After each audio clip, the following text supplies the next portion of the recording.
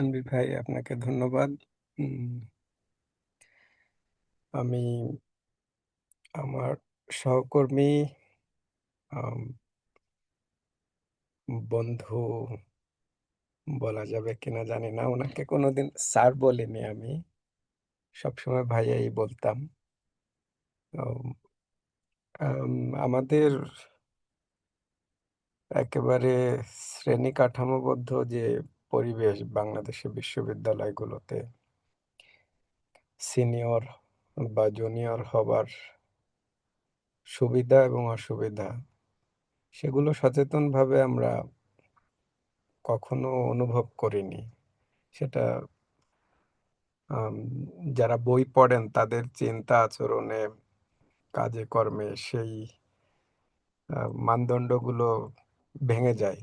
আমি আমার শিক্ষকতা জীবনের প্রথম দিন থেকে সেটা রাজীব ভাইয়ার সংস্পর্শে, এরপর ওনার বন্ধু, এখানে উপস্থিত আছেন আমার অন্য সহকর্মী সুকান্ত বিশ্বাস, পরবর্তীতে আরাফাত ভাই। তো আমরা ওই স্যার সম্বোধন করে শিক্ষার্থীদের সামনে বা শিক্ষার্থীদের অগোচরে নিজেদের চাকরির বয়স, আহ, কার কি যোগ্যতা, রেজাল্ট, প্রাতিষ্ঠানিক গৌরব, এসব নিয়ে কোনোদিন কোনো কথা বলিনি। এই জিনিসটা ধরে আমি আম, যতবার এগিয়েছি ততবার আমার কাছে কাজী মশিউর রহমান রাজীবের আহ, সংগঠন করবার জন্য আমাদের দেশের যে চিরাচরিত প্রাতিষ্ঠানিক একটা কাঠামো, খুব ভালো ভালো চিন্তা, এই প্রাতিষ্ঠানিক যে স্ট্রাকচার, এই স্ট্রাকচারের এই সভাপতি থাকবে, অমুক এই থাকবে, অমুক এই সম্পাদক থাকবে, আমি এটা ওনার ভেতরে দেখিনি। আর যে কোনো ভালো চিন্তা ভাবনা করতে গেলে সেখানে যদি বই থাকে, সেখানে যদি প্রকৃতি চিন্তা থাকে, আহ, গাছ লাগানো, প্রকৃতির স্বার্থ, কীটপতঙ্গ, শিশু, প্রাথমিক শিক্ষালয়, প্রাথমিক শিক্ষালয়ের শিক্ষার্থী, শিক্ষক, এই যে যে একটা শ্রেণীহীন চিন্তা ভাবনা একজন বিশ্ববিদ্যালয়ের শিক্ষকের তরফ থেকে, সেটার ভিতরে ভীষণ একটা সাজুজ্য দেখেছি। এই জায়গা থেকে যে উনি যে কোনো চিন্তা ভাবনার নেতৃত্ব দিতে পছন্দ করতেন না, উনি সবার হয়ে যেতেন। আম, এই আমি আমাদের শিক্ষককে হারালাম, সৈয়দ মঞ্জুরুল ইসলামকে। আমি সেদিন বলার চেষ্টা করেছি যে গণমানুষের আহ, আহ, যে কোনো চিন্তা ভাবনার সাথে আহ, ছুটে গিয়ে সেখানে রত হওয়া বা যুক্ত হওয়া এবং অনেক মানুষকে যুক্ত করবার ক্ষমতা, এই এই ক্ষমতাগুলোর যথেষ্ট উদাহরণ আছে। আমি কাজী মশিউর রহমান বা রাজীব ভাইয়ের মুখে সে উদাহরণগুলো, মানে আমাদের অনুসরণীয় শিক্ষক বা আহ, একেবারে খেটে খাওয়া মানুষদের আহ, সরাসরি উদাহরণ মশিউর ভাইয়ের কাছ থেকে আমি দেখেছি, পেয়েছি। ইটভাটার শ্রমিক, শিখণ্ডী, একেবারে আম, বৃদ্ধাশ্রম, এবং আমাদের ছোট ভাই রাকিব যখন বলছিল ভাইয়ের সাথে যে ভ্যানালা ভ্যান চালক ছেলেটি, কিশোর ছেলেটি মারা গেছে, ওর নামও রাকিব। আম, তো সে রাকিবদের পরিবারের সাথে দুবার কথা হয়েছিল আমাদের কয়েকজনের। আম, আমি এই যে যে গাড়ির চালক বা ভ্যান চালকদের সাথে আমরা প্রায় বিভিন্ন ভ্যানে উঠতাম, তাদের সম্পর্কে নিজ থেকে যত্ন করে উনি কথা বলতেন। এবং আমাদের গোপালগঞ্জে একটা চিন্তা চর্চার কেন্দ্র, বই পড়া, আহ, পাঠচক্র, সে পাঠচক্রের সর্বশেষ পাঠচক্রটি, ওনার নাম লিপিবদ্ধ হয়েছিল একটা বোর্ডে, স্থানীয়করণ নিয়ে উনি কথা বলবেন, সেটা আর হয়ে ওঠেনি, উনি মারা গেলেন। ওই জায়গাটি, ওটার নাম বিল্ড ফর নেশন। ওখানে আম, আমার মনে আছে আমরা গোপালগঞ্জের আশেপাশে বিভিন্ন রুটে যেসব বাস চালকরা গাড়ি চালান, রাত রাত দুপুর নানান সময়ে বিভিন্ন শিফটে, এটা নিয়ে প্রায় গোটা ২০ ইন্টারভিউ নেওয়া হয়েছিল এবং তার বেশিরভাগ ইন্টারভিউ বা কথা বলা, ওটা ইন্টারভিউ ছিল না আমি বলব না। একেবারে সহজ করে ওনাদের সাথে কথা বলা, সুন্দরভাবে আম মাইক্রোফোন এটা সেটার অত অত কোনো বাড়াবাড়ি ছিল না। রাজীব ভাইয়া অধিকাংশ আ আলোচনাগুলো ওনাদের সাথে ওনাদের জীবন, ওনাদের এবং সেখানে শিখণ্ডী সম্প্রদায়ের আ মানুষেরা ছিলেন। আমরা এই বিভিন্ন শ্রেণীর মানুষদের সাথে কথা বলা শুরু করেছিলাম। আম গোপালগঞ্জে আমি যেটা গুরুত্ব দেওয়ার চেষ্টা করছি সেটা হলো যে চিন্তাটা তৈরি করে চিন্তাটার সাথে যদি ৩ জন মানুষও যুক্ত থাকতো, ওই ৩ জন মানুষ নিয়ে যে আশাবাদী এবং ধারাবাহিক চর্চার যে একটা ব্যাপার ছিল। দেখা যেত ১ম দিকে যেকোনো নতুন বিষয়ে আগ্রহ শিক্ষার্থীদের বেশি থাকে এবং প্রান্তিক বিশ্ববিদ্যালয়গুলোর শিক্ষার্থীদের আ জীবনযাপনে আর্থিক সমস্যাটা খুব বড়। অধিকাংশ শিক্ষার্থী মনোযোগ, আগ্রহ সবকিছু থাকলেও টিউশন করতে যেতে হবে। অনেক সময় ক্লাস না করেই তাদেরকে টিউশনে যেতে হতো। তো দেখা যেত ২ জন বা ১ জন শিক্ষার্থী থাকলেও সেই ১ জন শিক্ষার্থীকে নিয়ে রাজীব ভাইয়া ঘন্টার পর ঘন্টা কথা বলছেন, কাজ করছেন এবং আ প্রত্যেক দিনের কাজের একটা সুস্পষ্ট প্রমাণ এবং প্রভাব আমরা দেখতে পেতাম। যত যখনই সুকান্ত দাদা থাকতেন বা যখন আমি থাকতাম, আ খাওয়া-দাওয়া বাদ দিয়ে শিক্ষার্থীদের যেকোনো সমস্যায় উনি সময় দিতেন এবং উনার আ খাবার এই অনিয়মিত ক্রমাগতভাবে দুপুরের খাবারে অনিয়মিত হয়ে যেতেন উনি। এর জন্য বেশ ঝামেলা হতো। তারপরেও একেবারে আ সন্ধ্যার পরেও শিক্ষার্থীদের নিয়ে জ্যোৎস্না দেখতে যাওয়া, নদীর কূলে গিয়ে নদীর পানির শব্দ শোনা এবং অবুঝ শিশুর মতো করে যে উচ্ছ্বাস প্রকাশ করতেন নতুন কোনো কিছু দেখে এবং সবকিছুর মধ্যে আমার সবচেয়ে আগ্রহের বিষয়টি ছিল যে আমরা তখন বুঝে উঠতে পারিনি যে মানসিক স্বাস্থ্য, বই পড়া, শিক্ষা চর্চা, পড়ানো এবং পড়াশোনা করা এগুলো ক্লাসরুমের বাইরে শিক্ষকরা যত্ন নিয়ে ভাবেন না এবং বাংলাদেশের প্রেক্ষাপটে তো সেটা ভাবাই হয় না। যতটুকু যা সুবিধা বিশ্ববিদ্যালয়ের শিক্ষক হিসেবে নানান ধরনের আ যেকোনো প্রান্তের যত পিছিয়ে পড়া বিশ্ববিদ্যালয় হোক না কেন, শিক্ষকরা যেকোনো অংশেই আম খানিকটা সুবিধাজনক অবস্থায় থাকেন। কিন্তু শিক্ষার্থীদের যে নানান মাত্রিক সংকট, সেটা উনি বোঝার চেষ্টা করতেন এবং মন গড়া কায়দায় সেটা চেষ্টা করতেন না। উনি প্রত্যেকটা জায়গায় বই এবং উনি কোনো জায়গা থেকে উপকৃত হয়েছেন, কোনো একটা চিন্তাধারা তাড়িত হয়েছেন। উনি বান্দরবনে গিয়েছেন, মেডিটেশন করেছেন। এসে আমাদের নিয়ে একেবারে চর্চা শুরু করে দিলেন যে, "ভাই এটা করতে হবে। শিক্ষার্থীদেরকে" যে ওয়েলবিং আমি যে বিষয় নিয়ে পিএইচডি করছি, মানে আমার চিন্তার ভ্রূণটা ওই জায়গা থেকে তৈরি হয়েছে। আমি সেটা নিয়ে সামান্য পরে একটু বলব। ওয়েলবিং আ বা ভালো থাকাটা শিক্ষার্থীদের অধিকার বা মানুষের অধিকার এবং সেই ওয়েলবিংটা financial wellbeing, intellectual wellbeing, educational wellbeing সেই জায়গাগুলো কঠিন, কঠিন তত্ত্ব বা এটা সেটার ভেতরে না গিয়ে উনি সহজভাবে বোঝানোর মতো করে কিছু কাজ করতেন। সেই কাজগুলোর পরে আমরা একটা রেফারেন্স পেয়ে যেতাম। মানে বইয়ের একটা রেফারেন্স পেয়ে যেতাম। এবং আমরা বুঝতে পারতাম যে এই মানুষটা ধারাবাহিকভাবে একটার পর একটা কাজ করছেন এবং কোনোটা এমন না যে কোনোটা হাফ ডান বা করার জন্য করা বা থাকে না যে হুট করে মোমেন্টারিলি কোনো একটা চিন্তার বুদবুদ তৈরি হলো বা কোনো কিছু দেখে সেটা না। উনি ওই কারেন্সি বা ওই সাবস্ক্রিপশনটা তৈরি করতেন অবশ্যই বইয়ের উপর ভিত্তি করে এবং তার কোনো না কোনো উপযোগিতা, উপযোগিতা আমি বলব intellectual অর্থে তার কোনো না কোনো প্রাসঙ্গিকতা অবশ্যই শোষিত, পিছিয়ে পড়া মানুষদের পক্ষের কোনো একটা যুক্তি।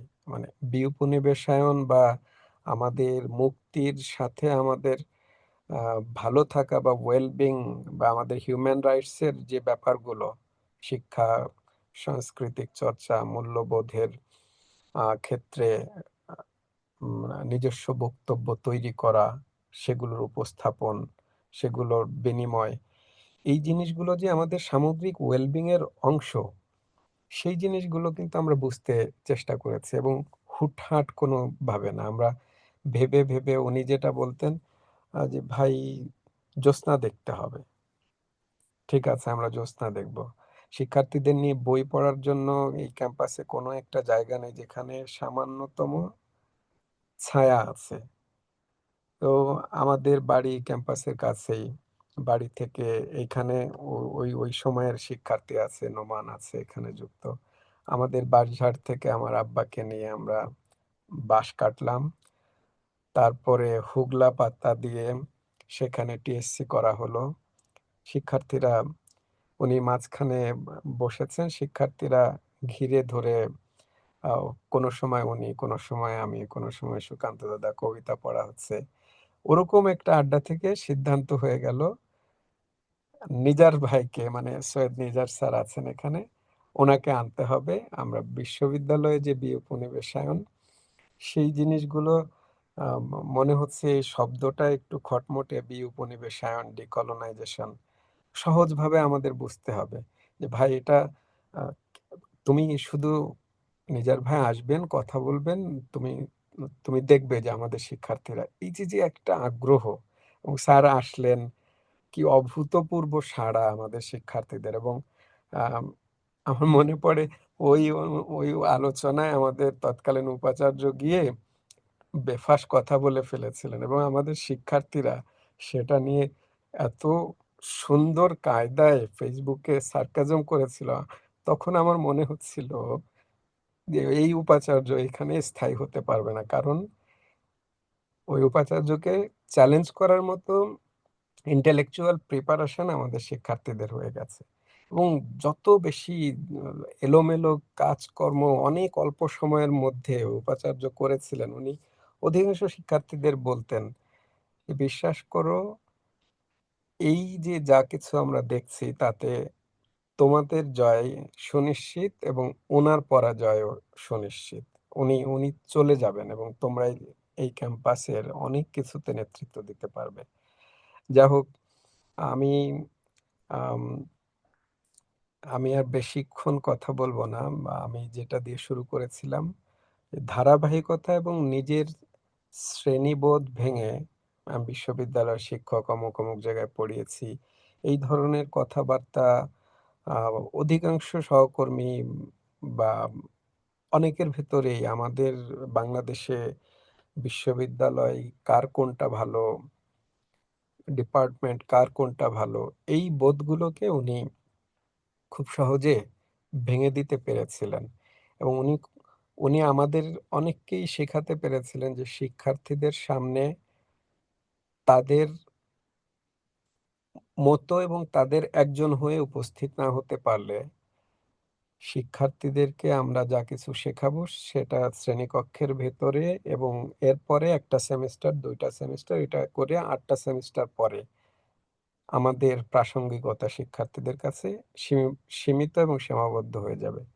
শিক্ষক হিসেবে বাংলাদেশে যারা সত্যিকারের উচিত শিক্ষক হয়ে উঠেছেন এবং জনমানুষের চিন্তা ভাবনা নিয়ে এখনো প্রাসঙ্গিক এবং সচলভাবে কাজ করে চলেছেন, যেসব নামগুলো আমরা প্রায় নিই, সিরাজুল ইসলাম চৌধুরী স্যার, জিল্লুর রহমান সিদ্দিকী স্যার, তারপর বদরুদ্দিন ওমর স্যার মারা গেলেন, আম, এই আনু মোহাম্মদ স্যার, এই নামগুলো এবং এই ওনাদের কাজগুলো, বই, এই সব কিছু মশিউর রহমানের সুবাদে আমাদের হাতে পৌঁছেছে। এবং আমরা দেখেছি ওনারা লেখালেখি বা বিশ্ববিদ্যালয়ের ওই গণ্ডির বাইরের থেকেও বাংলাদেশের সামগ্রিক একটা ন্যায্যতা ভিত্তিক সমাজের জন্যে বেশি প্রাসঙ্গিক। শ্রেণীকক্ষের বাইরে একজন শিক্ষক যত বেশি প্রাসঙ্গিক হয়ে উঠতে পারেন, সে শিক্ষক তত অনেক, অনেক বেশি দীর্ঘজীবী হন।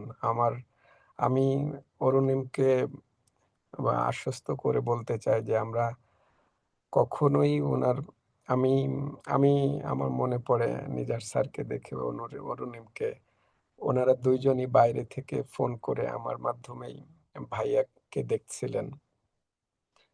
ওর পরে থেকে উনাকে নিয়ে শোক কাজ করে না। উনাকে নিয়ে আমাদের এক ধরনের শক্তি এবং উদযাপন কাজ করে। আমি এবং আমার সহকর্মী, আমার অনেক শিক্ষার্থীরা এখনো বারবার ওনার চেরাগ লাইব্রেরিতে ছুটে যাই এবং আঙ্কেল আন্টির সাথে আমাদের সবার যোগাযোগ থাকে। ওনাকে নিয়ে গুরুত্বপূর্ণ যে কাজগুলো হয়েছে সেখানে আমাদের সাবেক একজন শিক্ষার্থী ও প্রয়াত হয়েছে এবং আমাদের আরাফাত ভাই এখানে আছেন। আ একটা মানুষ আম বেঁচে থাকতে তার শক্তিটা দিয়ে অনেক মানুষকে যুক্ত করতে পেরেছেন ওই অল্প বয়সেই। অন অন্য বিভাগ, অন্য বিভাগের সহকর্মী, অন্য বিশ্ববিদ্যালয় অনেকের মধ্যেই আ তাকে নিয়ে এক ধরনের উচ্ছ্বাস আমি এখনো দেখি এবং এত বিনয় বলার জন্য আমি বলছি না। এই বিনয়টুকু বা উনার সাথে কাজ করতে গিয়ে কখনো সচেতনভাবে মনে হয়নি যে উনি আমাকে ধারণ করছেন না। উনি আমাকে ভালোবাসছেন না, উনি আমাকে শ্রদ্ধা করছেন না। এইটা আমরা এখনো বলতে পারি। হয়তো অনেক পরিচয়ের খাতিরে আমাদেরকে অনেককে সম্মান করতে হয়। কিন্তু বিনা শর্তে কিছু মানুষকে সম্মান করতে হয় তার চেষ্টা, তার পরিশ্রম এবং মানুষের কাছে ছুটে গিয়ে তার নিজস্ব চিন্তা, চর্চা এবং বিশ্বাসের জায়গাগুলোকে জীবনের শেষ দিন পর্যন্ত ধরে রাখা। উনি যেদিন মারা গেলেন ওইদিনও বাড়িতে গাছ এবং চেরাগ লাইব্রেরির যাবতীয় সব কাজকর্ম করে বাড়ি থেকে গোসল-টোসল করে নদী থেকে উনার সন্তানকে নিয়ে জ্যোৎস্না দেখবেন ভ্যানে করে আসবেন। আম হয়তো জ্যোৎস্না দেখেছিলেন। কিন্তু আমরা উনাকে হারিয়েছি। আম আমার এখন কষ্টের চেয়ে আমার শক্তিটা অনুভব হয় বেশি। আমরা উনাকে স শোকের মাধ্যমে স্মরণ না করে আমরা বরং এইভাবে দেখি, এই অল্প বয়সে আমাদের দেশের মতো একটা জায়গায় এত বেশি বিস্মৃতি, এত বেশি আ এই চিন্তাভাবনার মানুষদেরকে এত বিপদ, আম এত বেশি অসংবেদনশীল আক্রমণ এটা সেটার ভেতর দিয়ে যেতে হয়। তার মধ্যে আম রাজীব ভাইয়া আ সত্যি বলতে গেলে সৌভাগ্যবান। উনাকে নিয়ে খুব গুরুত্বপূর্ণ গুণগত বেশ কতগুলো কাজ হয়েছে। উনার প্রকৃতিবীক্ষণ নিয়ে যে পত্রিকাটা হয়েছিল, নিজার স্যার ছিলেন যুক্ত। আমরা ভালো, ভালো লেখা পেয়েছিলাম। পরের সংখ্যার জন্যে আমরা উনার বাবা শহীদুল ইসলাম স্যার সহ নিজার স্যার সহ সবার কাছ থেকে লেখা পেয়েছি। আরাফাত ভাই পিএইচডি করতে গেছেন। উনার শারীরিক অসুস্থতা এ কারণে কাজটি থমকে আছে। এখানে ইমরান ভাই, তানভীর ভাই এবং নিজার ভাই আছেন, নিজার স্যার আছেন। ওনাদের মনির ভাই আছেন। ওনাদের সহযোগিতা পেলে আমরা হয়তো সামনে এই সংখ্যাটি প্রকাশ করতে পারি। অনেকগুলো ভালো লেখা এসছে সেই সংখ্যার জন্যে। প্রকৃতিবীক্ষণ নামে উনার যে সংগঠনটি ছিল আমাদের বিশ্ববিদ্যালয়ে। সবাইকে ধন্যবাদ। আম আজকের এই আলোচনার জন্যে নিজার স্যার আমার সাথে যোগাযোগ করলেন যে তাড়াতাড়ি একটা আম আমরা একটু ক্রিটিক্যালি মশিউরকে নিয়ে কথা বলতে চাই। তুমি একটা কিছু লিখে দাও। তো আমি তৎক্ষণাৎ স্যারকে লিখে পাঠালাম, "স্যার এরকম হলে কেমন হয়?" কাজী মশিউর রহমান শিক্ষকতার ভেতরে ও বাইরে। তো উনি আমাদের শিক্ষার্থী হিসেবে ব যারা বললেন বা বলেছেন, বিভিন্ন সময় লিখেছেন। শিক শ্রেণীকক্ষ এবং শ্রেণীকক্ষের বাইরে উনি প্রাসঙ্গিক হয়ে উঠেছিলেন। সেটা বোধ করি আপনারা বুঝতে পারছেন। সবাইকে ধন্যবাদ।